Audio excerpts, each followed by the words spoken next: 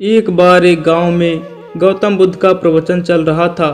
अपने प्रवचन खत्म करते समय गौतम बुद्ध ने अंत में कहा, जागो, समय हाथ से निकला जा रहा है।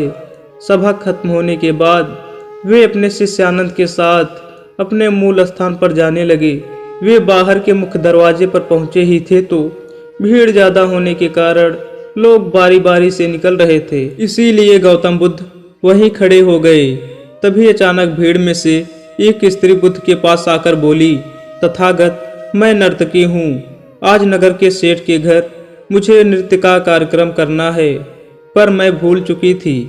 आपने जब कहा कि समय हाथ से निकला जा रहा है तो तुरंत ही मुझे इस बात की याद आ गई कि मुझे नृत्य करने जाना है।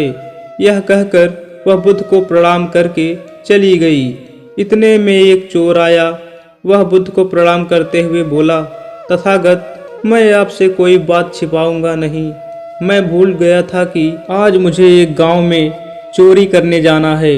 आपके उपदेश सुनने के बाद मुझे अपना काम याद आ गया। आपका बहुत बहुत धन्यवाद प्रभु। यह कहकर वह भी चला गया। चोर के जाने के बाद धीरे धीरे कदमों से चलता हुआ एक बूढ़ा व्यक्ति बुद्ध के पास आया। उस वृद्ध ने कहा कि मैं जिंदगी भर दुनियादारी की चीज़ों के पीछे भागता रहा। शायद अब मौत के दिन भी नज़दीक आ गए हैं। अब मुझे लगता है कि मेरी सारी जिंदगी यूं ही गुजर गई। आज आपकी बातों से मेरी आंखें खुल गई प्रभु।